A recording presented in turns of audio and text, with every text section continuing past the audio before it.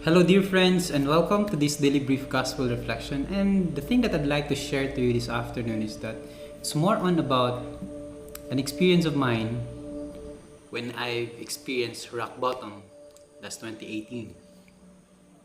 It was this very time when I felt really depressed. I was really down, and during that time, I was even really willing to give up. Those are very important to me. Those that used to be very, very part of my life, very part of myself, in community, even family, even this very life of mine. And it happened October 20 last year. And during that time, I was supposed to be doing something for my requirements for my master's degree, and it's a deadline. But I could not help myself but just keep on crying. Already my laptop is already set. The list of things to do is already in there. The papers I need, the things that I'll be needing for me to do the requirements.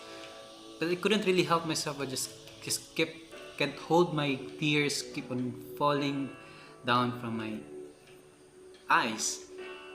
And during that time, I was just asking the Lord, I guess I just have to end this life that you have given to me. I even thought of really a detailed plan on how I would like to commit suicide.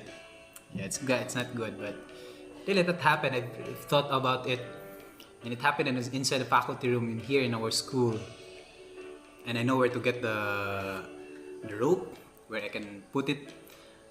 But in the end, I was just so amazed on how the event had turned out.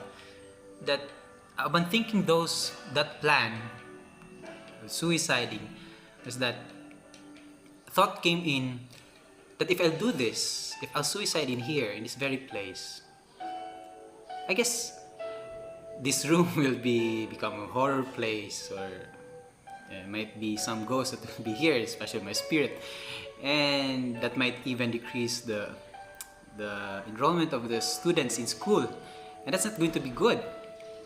And then in the end, after processing all of those thoughts, I just cried to myself and really talked to the Lord and shared to Him about such experience and such feeling of really down, really depressed.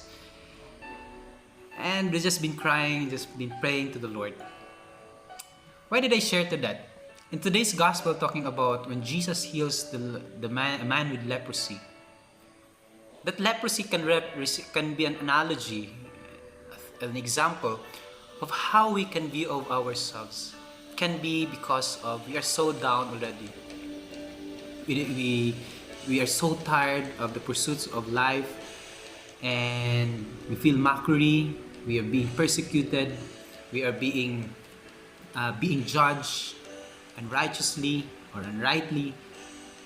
And these times, brothers and sisters, or dear friends, that when the time that we've been feel down, we will become like the man with leprosy who knelt down to Jesus, asking and having that faith that, Lord, I know that if you're gonna say it, you're gonna make me clean.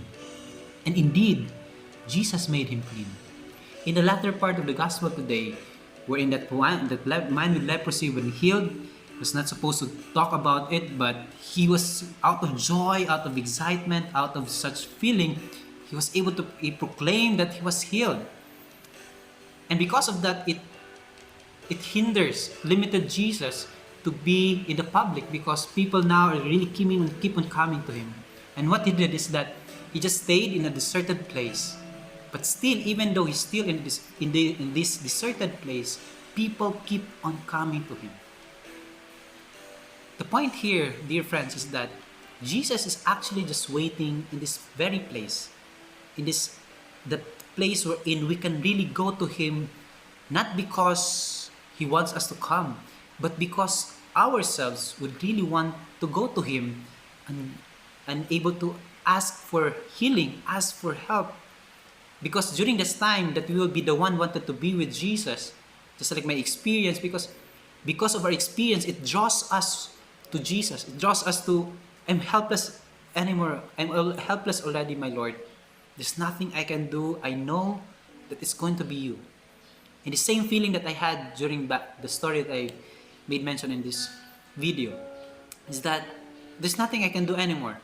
I find everything become useless, senseless, run out of purpose and meaning.